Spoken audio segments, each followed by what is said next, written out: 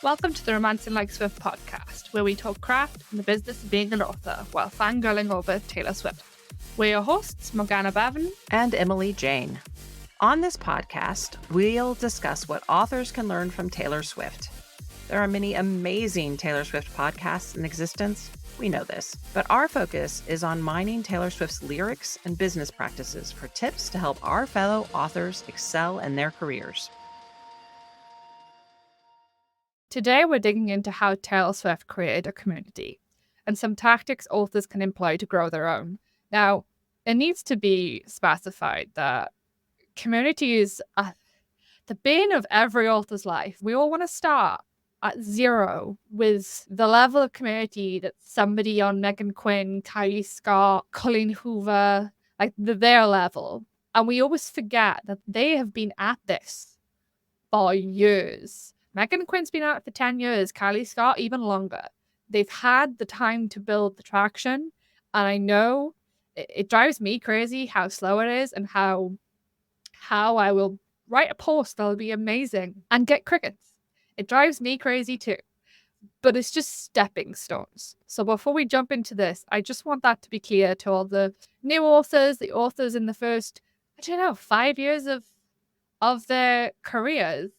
These things are stepping stones that take us time. Yes, exactly. And for some of us who've been doing this longer than that, because I've been writing since 2002, sometimes you pause, you step away from stuff, you relaunch your career under another name. Because I used to write Harlequins for Emily McKay, and I decided to rebrand as Emily Jane. So sometimes you start over at zero, and that's okay too. We've talked about this before on the podcast about showing up as your authentic self. And one of the reasons I felt like I wanted to rebrand was the books I was writing were different enough. And the Emily Jane books, I feel like, are more authentically me. So showing up as your authentic self, accepting that the people who are going to find you and want to read your books will want to be there for you, but it may take time. But on to Taylor Swift. Yes. According to Billboard, she launched debut in 2006 to 7.75 million copies worldwide. Now I see that number and it blows my mind. And that's where I kind of question how she got there. We need to point out that her launch came from her talent. Some of it's tactics, some of it is just plain talent. It's her songwriting ability. She writes relatable songs. She has an ability to connect her listeners with her and her songs. But there was more to it than just talent. I don't think that was the luck of a newbie launch. We have some authors that just knock it out of the park on their first book. They hit a bestseller and then they can't repeat it. I think there was a level of work that went into Taylor's initial launch that none of us will ever know, but we do see some pieces. And interestingly enough, today I learned that Taylor Swift took more than musical inspiration from the Dixie Chicks, or even political, how to act as a public-facing artist. She learned so much more from them.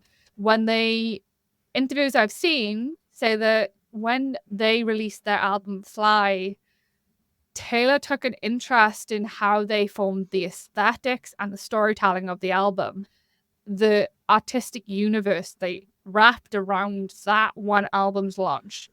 And then it created this interest in creating more of a comprehensive experience for fans. So looking at themes, colors, symbols, engaging fans with layers of meaning to explore, making each album an immersive experience. And you think about now, we have so much build to a relaunch, to a new album. We're going to spend the next 2 months dissecting every piece that she leaks about the new album, but TS11. We're going to go back in the catalogue. We're going to look for all the clues that point us there. And we've grown to this. She didn't have it in the very beginning, but she's grown to it. It just made me realize that part of the Easter egg concept we think of Taylor Swift with, it didn't start as late as we thought it did. It started from day one. Yeah. Well, I think she's really great at creating this, you said, immersive experience. And I agree, that's totally what it is. It's like she's constantly creating escape rooms for us to try and puzzle our way through. And yeah, it's one of the things we love about her, right? It keeps us engaged. Exactly. Because it keeps us thinking about her stuff. And the more we think about her stuff, the more it's ours in addition to being hers. Exactly. And then you've got the authentic storytelling, like fans related to her lyrics when they launched. There were fans relating to Debut when Debut released. And that came from the content, the deeply personal meanings she put behind things. Back then, I've since learned she was on YouTube. She was a vlogger. So fans were already watching her there. They were interacting with her on MySpace. They were invested. Yes. Obviously, it became like, I guess it's like a sneak peek into the thoughts of the person you think is your best friend. Like, if you had a chance to read their diary, that's what Taylor Swift's songs are sometimes.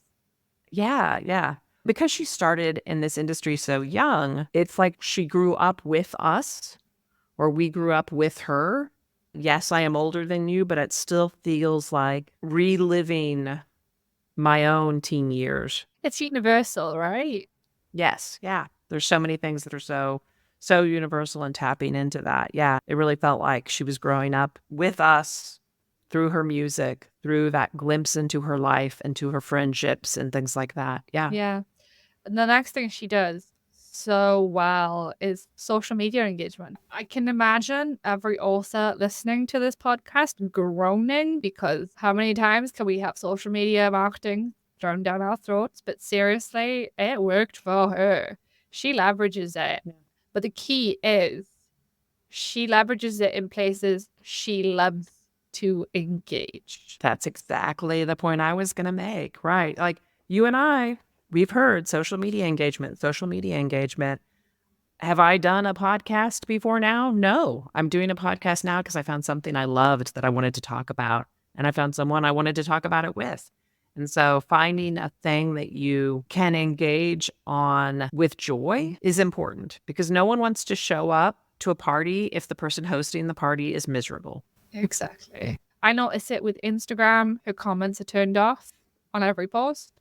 She doesn't want to interact in her Instagram post comments, but she will jump in on TikTok. She will jump in on Tumblr. Did you know there's a hashtag that Swifties on Tumblr gave Taylor a couple of years ago? I did not. When she joined Tumblr and started joining in with the Swiftie community on Tumblr, they dubbed it Taylurking.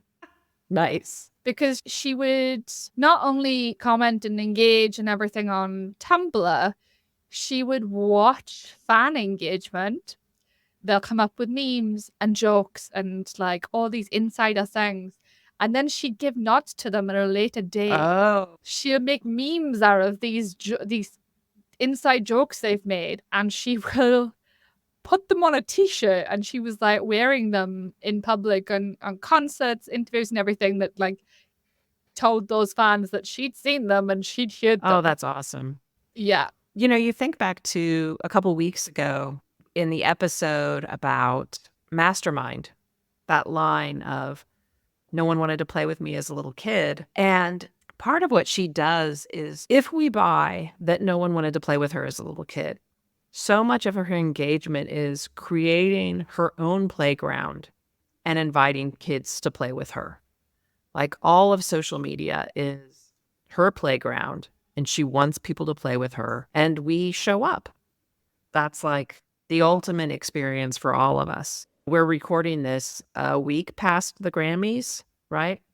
And there's a moment when she's thanking her fans, and it is so clear how much she loves her fans. She loves engaging with her fans. That shines through and makes us want to show up. Look at you jumping forward in my point. I'm sorry. Did I steal your thunder? I'll come back to social Okay. media. She has everything she does has a fan first perspective. Yes. Like, so the Grammy speech, she said, I want to say thank you to the fans by telling you a secret that I've been keeping from you for the last 2 years. She rewards her fans. Yes. And she frames everything she does in a, this is because of the fans. This is a gift to the fans. Even the Easter eggs. Apparently, when it comes to the Easter eggs for Bejeweled, before the music video released, she made a comment that there were a psychotic amount of Easter eggs for the fans to enjoy. So she set people up to start dissecting Bejeweled and knew that they would go to town on it and have fun. Yes. It's all that fan first engagement. She does everything for her fan. The Easter eggs also leak into social media because like she uses her posts creatively. She creates creative narratives. She shares behind the scenes content. She drops hints about upcoming music projects. She changes the shades of her profile pictures and every single story highlight picture to match whatever theme is set up for the next album. She turns up at the Grammys dressed for the next album while throwing us a red herring with black gloves. Yes. Yeah. Black gloves to hide white nails that all signify to the next album. Honestly, if we don't get Reputation this year, I'm going to not be happy.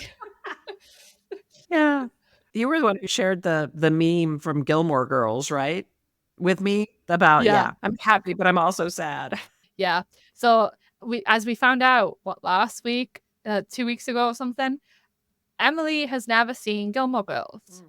So of course, the second I see a meme from Gilmore Girls with Luke asking Lorelai why she's not happy, or are you happy? Yes, but no. Yeah.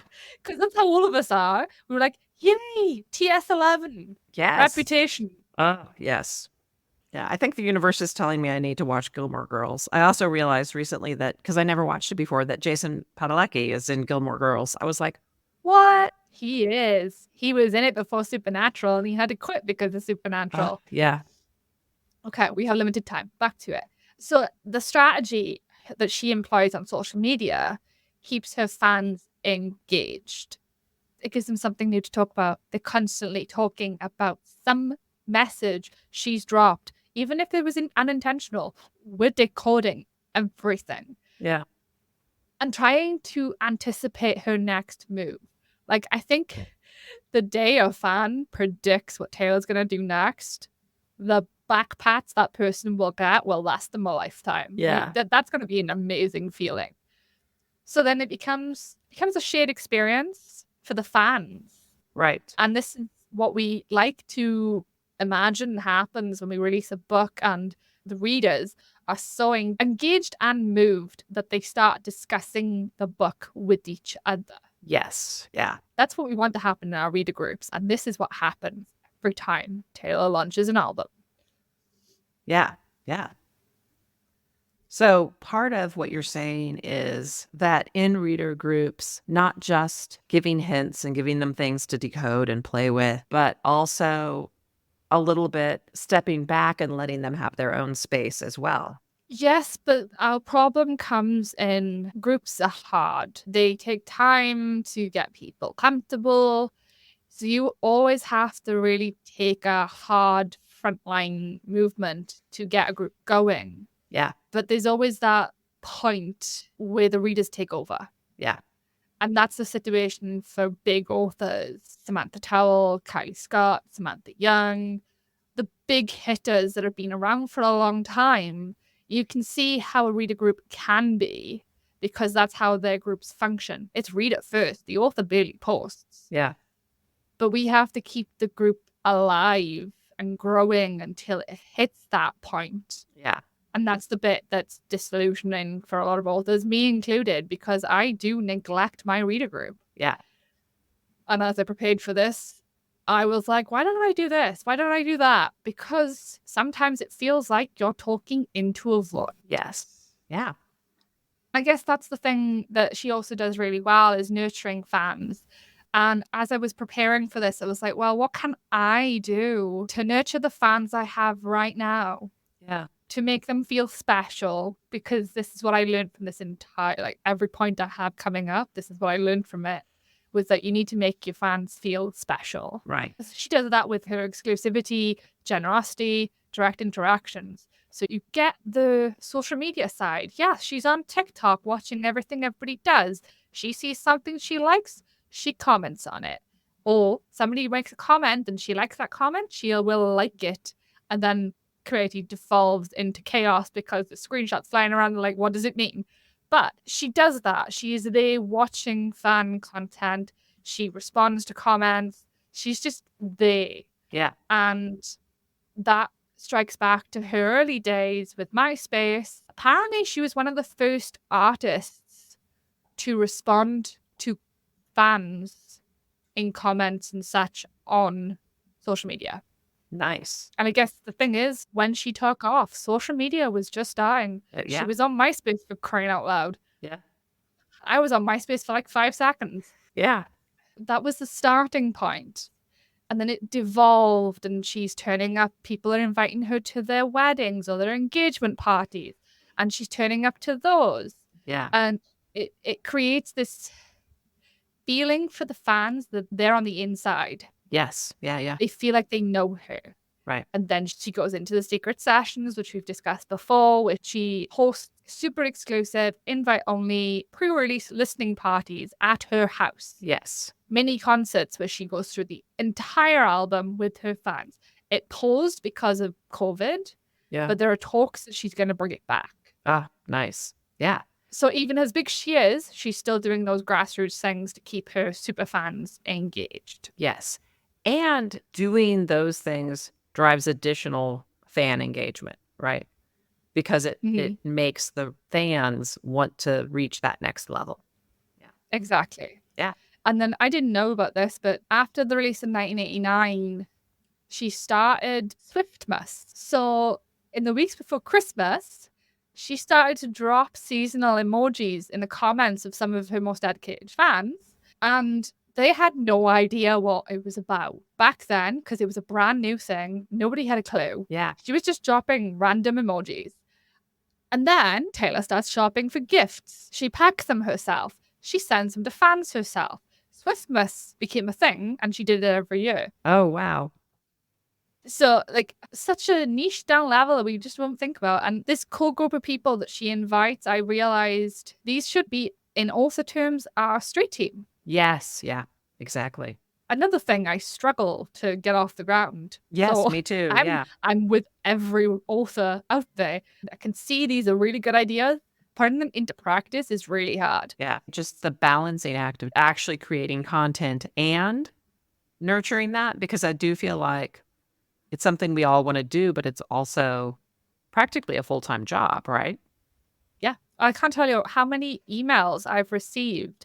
I don't get a lot, but as we've talked about in the past, I build all my welcome sequences to encourage responses from new readers. I think I've responded to like 5, and it's always been an intention that I respond to so many of them, but I then file them to go back to and then forget to go back. Yeah. And then suddenly 6 months have passed and I'm like, is it too late to respond? I don't know. I don't know. Yeah. So best intentions. Yeah. But she's also just a lovely human. Yes. We've said it before. She's the person you want to be friends with. How many people in artist terms, musicians across the board, anyone famous, there's this stigma against millionaires.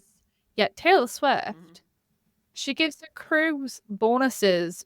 She pays off her fans student loans. A fan gets in debt. A fan gets in trouble getting to one of her concerts. She supports them. Yeah. And I don't think she does that for the publicity like some people claim. Right. Thinking about that pulled me back to a Neil Gaiman commencement speech that I lived by in uni. And it's make good art. He made it into a book and everything. And one of the quotes in it was, people keep working in a freelance world, and more of today's world is freelance because their work is good, because they're easy to get along with, and because they deliver the work on time. Yeah. You don't even need all 3. Yes. Yeah. 2 out of 3 is fine. People will tolerate how unpleasant you are if your work is good and you deliver on time. They'll forgive the lateness of the work if it's good and if they like you. And you don't have to be as good as the others if you're on time and always a pleasure to hear from. Yeah. I think Taylor's all 3. She is. Yeah. She definitely delivers all 3. So be all 3 if possible, but be at least 2. It's basically be a person that your readers would like to hang out with. And that's a point we've driven home quite a few times too. Yeah. Everybody wants to hang out with Taylor. Be the person your readers want to hang out with. Yeah. Like, I learned today that she was a YouTuber, and now I'm very much bracing myself to go down a rabbit hole, a 15-year-old rabbit hole, and watch it all. Yeah. Yeah. Well, and that also speaks to you can be doing work now that feels fruitless that might not be fruitless in a little bit, right? Just have faith that the work is still going to stand and that people will get to it eventually. So, yeah. Exactly. And my last point before we try and dissect exactly, I don't know, a task list for authors of what Yeah. you could do to try and put some building blocks in place. She keeps her fans loyal by changing her style. Ah, yes. She evolves. Yes, every album has a new, it's like she's a new person. Every Yeah. album. Every album gives us a nugget into her life. She has a new look. The music is a new style sometimes. The next one apparently has been marked as synth pop, so we'll see what happens Yeah. there. She has new collaborators, both from companies and artists. It keeps her fresh. It keeps her out of a box, Yes. which I think is the thing that Taylor would hate the most, is be put in a box. Yes. Her box is that she's not in a box. Yeah. Yeah, it keeps her fresh and it helps her pick up new fans with every single new release. And I think a lot of that comes down to, in a world full of distractions, we need that constant change to maintain interest. And that's what she's doing. The genre changes she's doing because she has to stay relevant in the music industry. Yeah. Everything else, that's all for the fans. That's her building an aesthetic for the fans, as she learned from the Dixie Chicks. Yeah. So it keeps her relevant for her aging fan base, because unfortunately, as much as I hate to admit that I'm in my 30s, I am, and so is she, and we are aging, but it leaves a catalogue of music behind for the new fan base to discover and then grow with it. Yeah. But in the meantime, she keeps her old fans engaged. She keeps giving us nuggets to dissect. She keeps giving us pieces of the story that she may not intend to give us, and we enjoy dissecting those pieces. Yeah. Okay, so now that we've gone through that and laid it out for you, and made maybe some of you sweat because you don't want to do the work, I agree. Here are some things that you could do to take steps in the right direction. Yeah. The number one thing that I have to get better at is respond to every email, every comment, every post. Yes. While you're small and able to. Yes. Because the fact is, like, Taylor has to choose. Right. She has to choose how much time she spends on social media because it is her. If she responded to every comment, she wouldn't write us another album. Yeah. Exactly. But she does choose, and she never makes it feel like it's a chore to respond when she does. I think that's important, because if she ever came on and said, I just can't respond to all of you because I'm too busy, that would kill it. Yeah. She just shows up when she does, and she doesn't justify not responding to everybody because we know, but she never complains about it. It's never a chore for her. And I think that's a key there. Be careful of your messaging. Yes. How you talk to your readers is important. So important.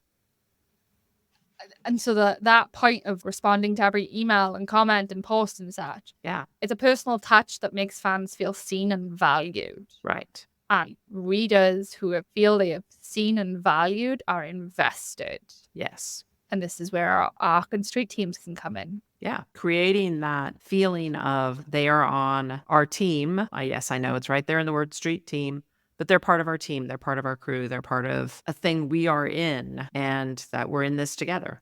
Yeah. And you put it back to Taylor and the Grammy speech where she thanked the fans. Yep. She attributed Midnight's being picked as Album of the Year as being a fan-caused decision. Right. She credits the fans for getting her where she is. There is nothing wrong with us as authors looking at our ARC team's support and our street team's support, the super fans.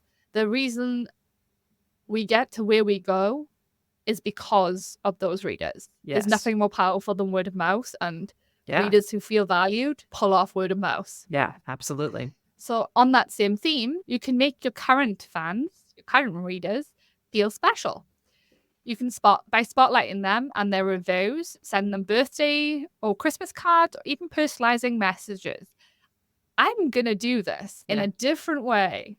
I posted in my reader group after making my plan for this episode. with this weird idea that might give me nightmares when I have to implement it, but I'm going to select, I don't know, 15 readers who want to receive postcards from me Ah, from every destination I visit in the next year. oh, how fun. And people are already saying they absolutely want this. So I'm going to do it just to kind of go, yeah, this is a thing I'm doing. And these readers get to come along for the ride and have something that in 5-10 years' time they can say they were there. Oh, yeah. Yeah. That's really cool. Another thing comes to all the live stuff. And I mean, watching Taylor Swift vlog on YouTube, very briefly, I watched one post. Uh-huh. And my immediate thought was, why can't we lean into this rock star vibe people put on authors? Why can't we be filming how behind the scenes? I mean, it's not all boring and a sat at laptops Yeah. slamming our heads against the keyboards because the words won't come properly, but there are other exciting things. But can you imagine us being followed around at a book signing by a camera? Yes. In theory, it's a great idea. In execution, I don't know. Well, it depends. What kind of book signing? But that video kind of stuff Yeah. can come into it. Taylor does secret sessions. You could do secret sessions for your next book, do early book readings or exclusive discussions about upcoming projects. You could do this virtually or in person. Yeah. In person's maybe a bit harder depending on where you live and getting reader access and such, but it's a possibility. Yeah. And you can do the same thing then with, like, we've said it before, doing launch interviews with your friends, your author friends, and going together live and chatting about the book so readers can engage with you that way, doing Q&As. Yeah. We're also scared of getting on video. We are. I think because authors generally come from that shy group. I mean, most book readers are shy, and then you get the author subsect, and we're all shy.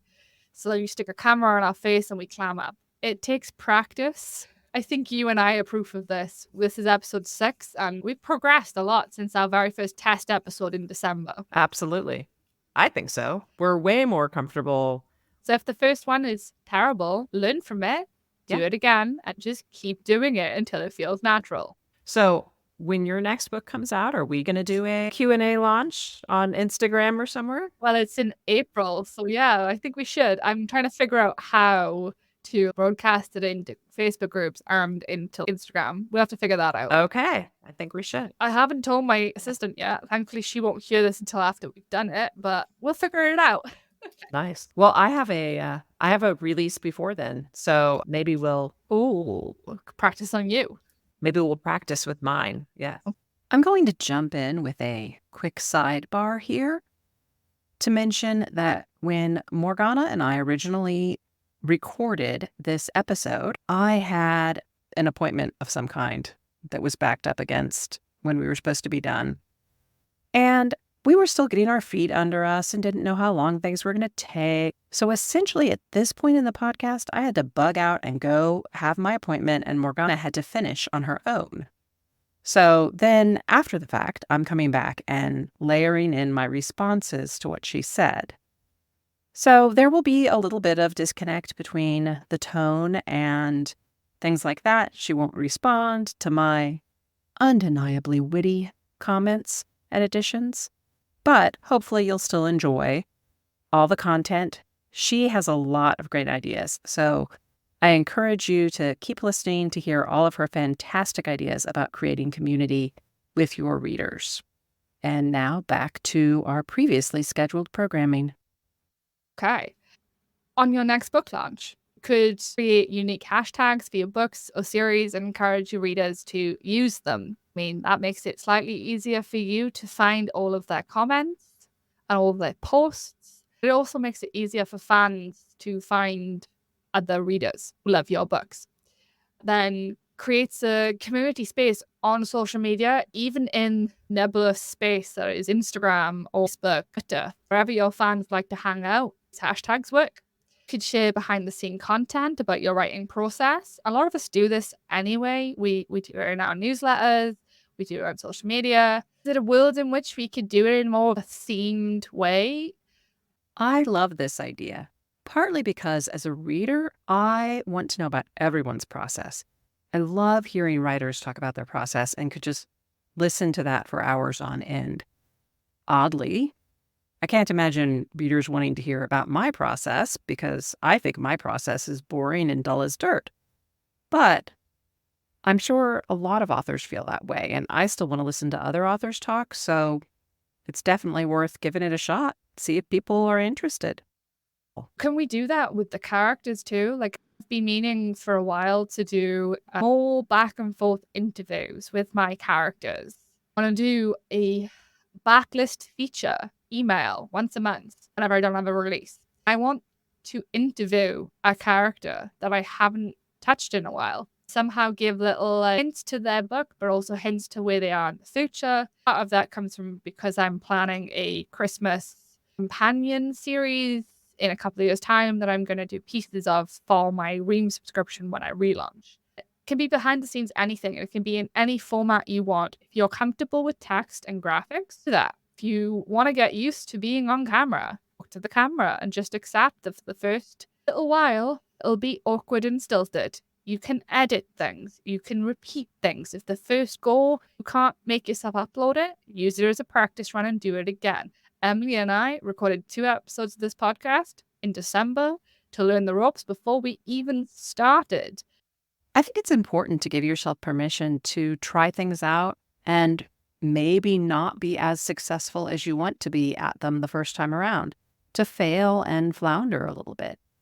I think a lot of us writers have anxiety about being on camera, about being our authentic selves on social media. This undoubtedly comes from all kinds of childhood trauma, whatever it is that makes us afraid of doing anything, right? But we have this fear. We hide behind books because that feels like a safe place. But on the other hand, if we write romance novels, we're writing deeply emotional books. We are asking the characters to fall in love with our characters, to fall in love with our voice, to fall in love with the world that we're creating. If we're going to ask them to be that vulnerable with us and our work, shouldn't we be willing to be vulnerable with them as well, to show our authentic self with them? Of course, this doesn't mean we have to show every aspect of ourselves or share every aspect of our personal lives with them, but it does give us the opportunity to show the parts of ourselves that are applicable to the books and to our writing. Just because you don't know how to do something right now doesn't mean you can't grow into it. A lot of us already do this, but incorporate Easter eggs into your stories, into your books, in future books, and tie back to previous ones. And then invite readers to find them. We all love a good cameo. We all absolutely love it when we get 4 books into an ongoing series of standalones, and then we get to see a snippet of the future of the characters. Can't be the only one that gets to the end of a book. I've fallen so deeply in love with a character that I will read anything to get more information on them. I will go through an entire series of standalones, and even if I'm not interested in those characters, I am reading for snippets of these characters' future lives. Yes, exactly. I love seeing snippets of future characters, whether it's in additional books that are tie-ins or as newsletter magnets. Maria Zapata has a newsletter magnet for her book Colty, which is about soccer players, and it's just the 2 main characters in the future at a soccer game for their small kid. And it's adorable, which just goes to show that reader magnets don't have to be super sexy content if the readers love the characters enough. I know a lot of times reader magnets are sexy content if you write sexy books, but if you don't write sexy books, it can just be a glimpse of the characters being themselves, and the readers will love that. Because we get invested and they become real people to us. And we want the warm, fuzzy feeling that we get when we hit that HEA to repeat over and over and over again. So stick in Easter eggs any way you can. I am looking forward to the day when readers go through some of my series and are able to go, oh, that very vague description, the person in the back of the restaurant was that character from that book 5 years ago. think that'll be the best day of my life. We do this a lot as well, but organize annual giveaways or events. And the way we currently do this is very much social media driven. I don't know if there's a world in which we need to shift away from it being Facebook only or follower driven or something like that. Like every Christmas, Madeline Alice organizes a 12 days of Christmas giveaway, essentially. 12 authors get together and we email all of our readers. Well, we give our lists the choice to opt in for 12 days of Christmas because it's 12 emails. I'm not emailing my list 12 emails with no warning the Christmas period because that would be a lot of unsubscribes. I let them opt in. And then those readers get a different email from a different author every day with a freebie. Generally, no strings attached. There's no sign up. They don't have to give their email address to 12 authors. They don't have to follow anybody on any social media apps. They just get a free book. Sometimes they get two because we've got permafreeze on the retailers. And those readers discovered favorite authors from this group promo every single year. Madeline messaged me the other week with a screenshot from one of her readers, thanked her for winning the promo because she discovered my books. They wouldn't have done so without Madeline Alice. So it doesn't have to be this thing focused on growing ourselves. It can just be a thing to reward our fans. You could launch a birthday club for your newsletter subscribers. Email them and kind of go announce this thing that you're going to do. Give them a form somehow within your email service provider so that it automatically registers that metadata update at their birthday to their profile in your email service provider. Then set up an automation with a special message or gift for them on their birthday. And that email will go out once a year. You update it once a year, but it stays fresh and relevant. You just get a little thank you, a well wish in their email when they're not expecting it, because sign up for these things and forget, and then you'll be the author in their inbox wishing them a happy birthday. And it might be a day that they don't feel great about it. You'll make them feel better because you emailed them. I love this idea, particularly because my family is not great about birthdays. I mean, yes, they recognize that I have them, but they're not overly gushy or excited when it's my birthday. So I would love to get a little birthday message from one of my favorite authors. That would be fantastic.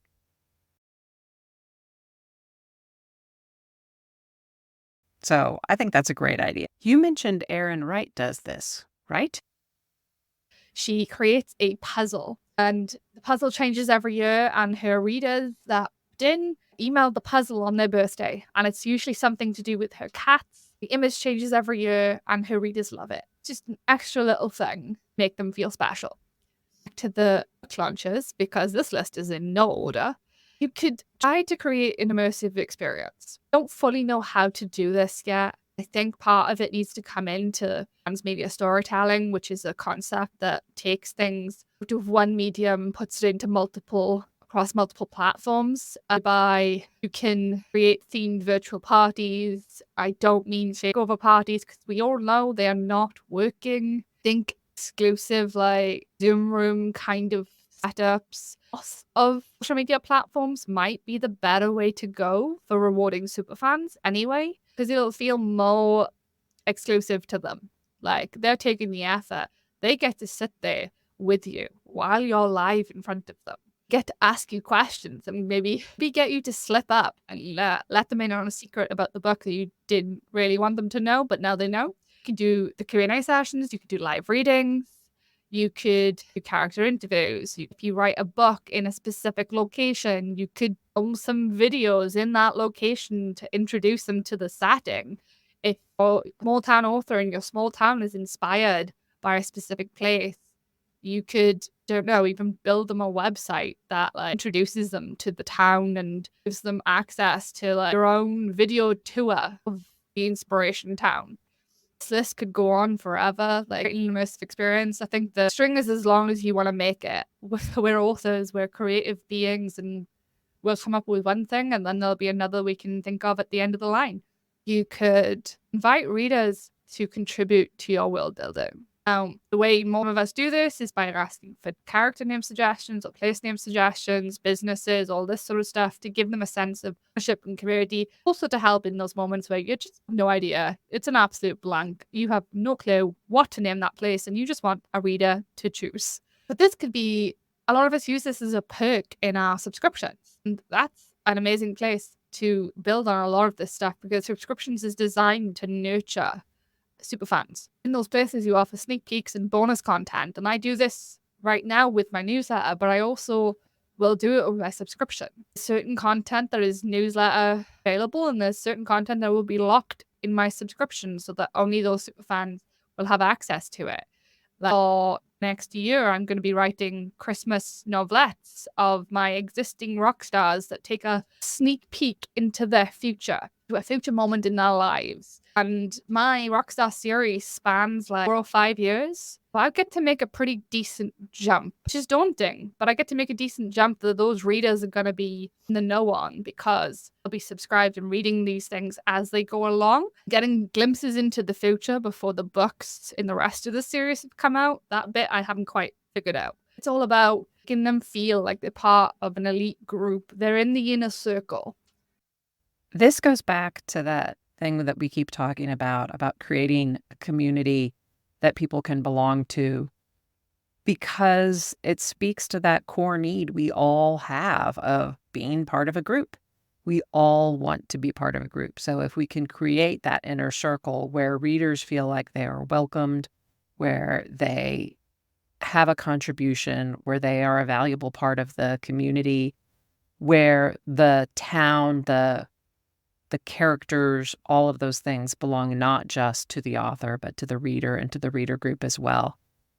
I think that's really important. We read to escape our real lives, and we want to make sure that when readers are escaping, they are escaping to a place that they feel welcome and they feel part of the crowd. Another area, fortunately, this is where everybody who doesn't want to be on camera groans, host virtual meetups. Clubs where you discuss your books, writing in general, even your favorite Taylor Swift song and how they inspire you to write, or how they inspired a story or a character. It feels your oyster to dig into what you love.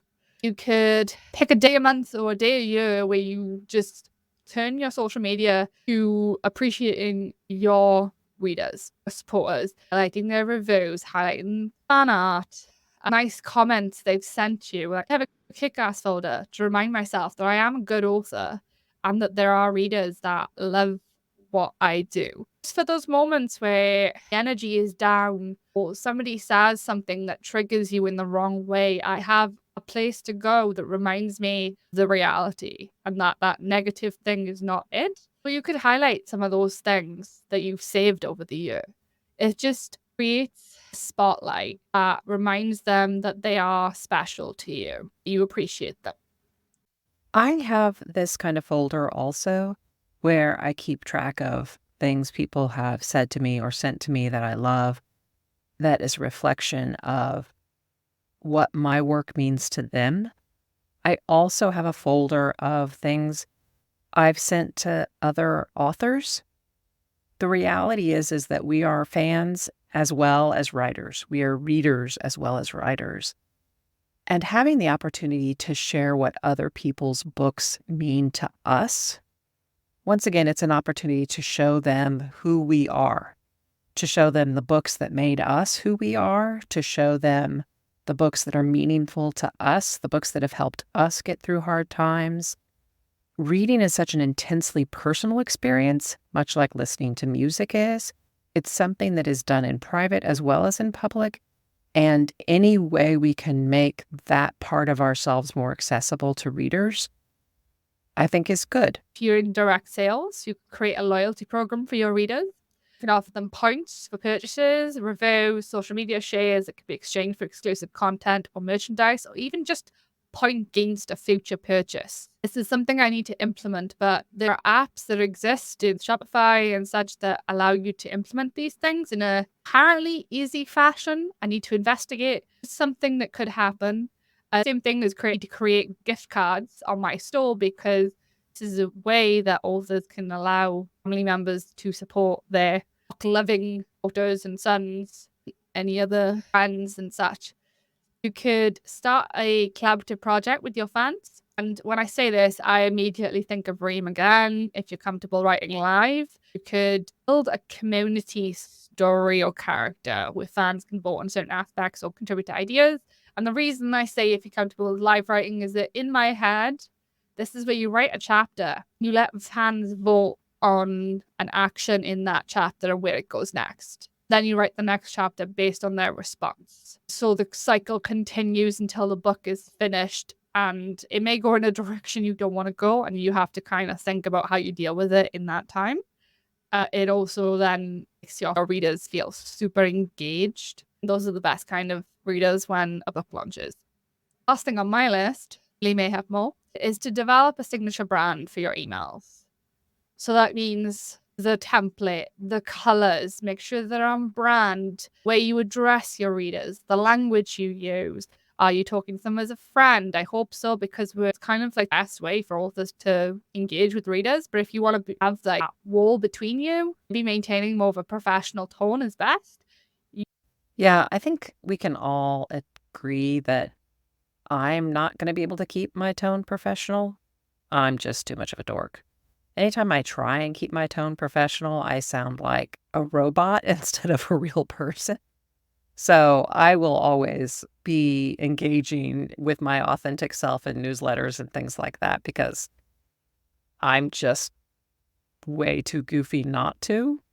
But anyone who can keep their tone professional, kudos to you.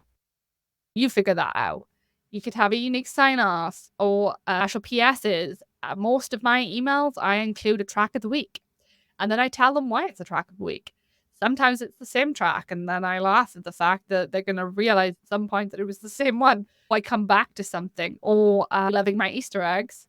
I will be listening to something that's triggered something in the book I'm writing on, and I'll drop it in an email 3 or 4 months before the book releases. And I'll just sit and wait and see if they notice it on the track playlist. If it's one of my Kings of Screen books without a track playlist, I wait and see if they notice it. The point of all my suggestions is that it's about making readers feel special, keeping them engaged, and giving them something to latch onto. And sometimes the best thing for them to latch onto is you as a person. So even if you're an author that doesn't want to put your face on your content, you're in a super secret pen name, could create a persona. I would say it's safer and more authentic to create a persona of a part of you rather than fabricating an entire new reality. Choose pieces of your life, pieces of your likes. Just because you like tacos and margaritas doesn't mean you have to tell sect of readers that you love both things. I'm sorry, are we implying here that there are people who like tacos or margaritas, but not both? There are people who don't like tacos? There are people who don't like margaritas? What crazy world do you live in? You could choose one and narrow the focus of personality. That's okay. Still gives readers something to latch onto. But at the end of the day, what we're all after is making ourselves into this person that everybody wants to hang out with. And if we can do that, and like my postcard thing, where I'm in the early stages of my career and I'm going to hand these readers a thing that they can hold on to that is exclusively theirs, that no one else will ever have, I'm going to do that because I like the idea of making my readers feel special, because I would not be still writing if it wasn't for them. My song of the week is Marjorie from Evermore. And I'm picking this because, I don't know, it just seems very relevant when I'm talking about making yourself into a person that readers are hooked on and want to learn every little piece about you as they can. Marjorie just seems like gives us this insight into Taylor's upbringing, with it being her grandmother, the fact her grandmother was a singer, then special moment that makes us all smile, finding her grandmother's voice recorded and being able to have that remastered so that she can sing on the track with her. That's something special, and that's sticking out for me this week. The song I have been listening to this week is Coney Island off the Evermore album. It's just a painful, wistful song full of regret, and a very emotional song that I think speaks to anyone who's been in a long-term relationship and has made mistakes. So that's the one I've been listening to this week on repeat. It's a really great song. I love it. And that's it for episode 6. A little bit cobbled together, but chock full of fantastic information. So I hope you'll come back and join us next week.